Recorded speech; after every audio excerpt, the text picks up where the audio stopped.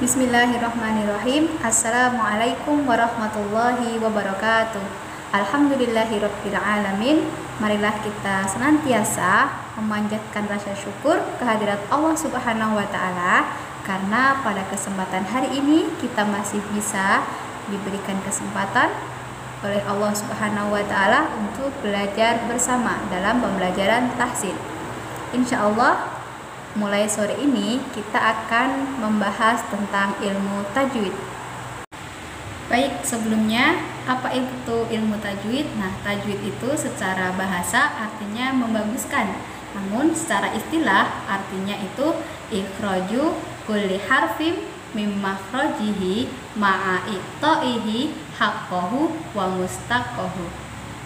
Yang berarti mengeluarkan setiap huruf dari tempat keluarnya masing-masing dengan hak serta mustahaknya. Jadi setiap huruf, nah itu kan mempunyai tempat tertentu, tempatnya masing-masing. Nah, ketika kita mempelajari tahsin, mempelajari tajwid, itu berarti kita berusaha memberikan hak-hak dari setiap bacaan, setiap huruf yang kita lafazkan seperti itu. Nah, hukum mempelajari tahsin dan tajwid tersendiri itu hukumnya fardhu kifayah. Artinya ketika sudah ada sebagian yang mempelajarinya, nah itu sebenarnya yang lain tidak berdosa seperti itu. Tapi kalau membaca Al-Quran sesuai dengan ilmu tajwid, nah itu hukumnya fardhu ain. Artinya setiap diri kita, setiap seseorang, nah ketika membaca Al-Quran, nah itu harus sesuai dengan ilmu tajwidnya, harus sesuai dengan kaidahnya masing-masing seperti itu. Kenapa sih kita harus belajar tahsin dan tajwid? Nah, itu adalah yang pertama pasti ya kita mengikuti sunnah dari beliau Rasulullah Shallallahu Alaihi Wasallam. Kemudian menghindarkan lisan kita dari kesalahan-kesalahan ketika kita melafazkan ataupun membaca Al-Quran. Karena kan Al-Quran itu firman Allah Subhanahu wa taala, kalam-kalamnya Allah ataupun perkataannya Allah seperti itu. Nah, dia dalam bahasa Arab. Nah, padahal kita belum tentu gitu mahir dalam bahasa Arab. Nah, makanya untuk menghindari kesalahan ataupun untuk menjaga keaslian dari makna Al-Quran itu sendiri, makna dari ayat-ayatnya, kita harus mempelajari ilmu tajwidnya, harus mempelajari tahsinnya, harus melafazkan setiap ayat itu sesuai dengan aturan-aturan yang ada agar tidak merubah ayat-ayatnya seperti itu. Kan ketika misalkan kurang tepat panjang pendeknya ataupun tidak tepat makhrajnya ataupun mungkin cara melafalkannya keliru, nah itu kan dikhawatirkan bisa merubah arti dari ayat-ayat ataupun firman Allah tersebut seperti itu. Untuk materi yang pertama di bab tajwid ini adalah tentang hukum bacaan nun sukun dan tanwin.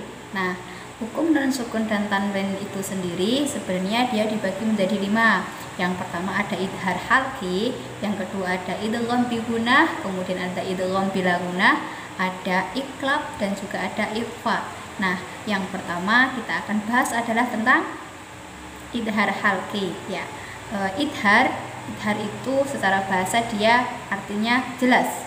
Jadi ketika ada nun sukun ataupun tanwin, nah itu nanti ketemu dengan salah satu huruf ke-6 ini. Nah, ada huruf alif atau hamzah, kemudian huruf ha, kha, ain dan ghain. Nah, itu nun sukun atau tanwinnya harus dibaca dengan jelas.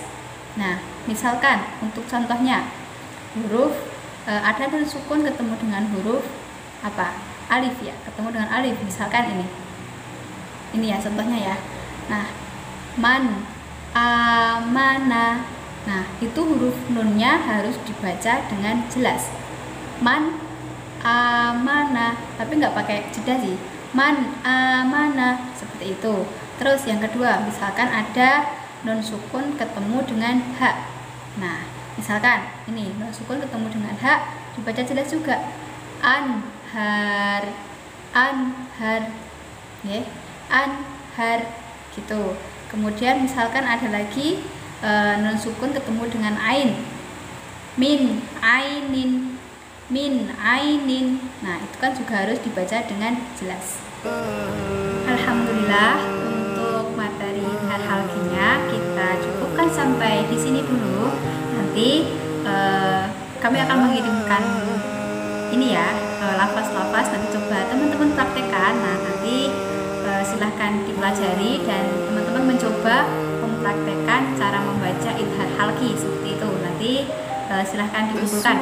Baik, untuk hari ini mari kita akhiri dengan membaca hamdalah alhamdulillahirabbil alamin, subhanakallahumma wa bihamdika asyhadu an la ilaha illa anta astaghfiruka wa atubu ilaik. Kurang lebihnya mohon maaf, semoga bermanfaat dan sampai ketemu di pertemuan yang akan datang. Wassalamualaikum warahmatullahi wabarakatuh.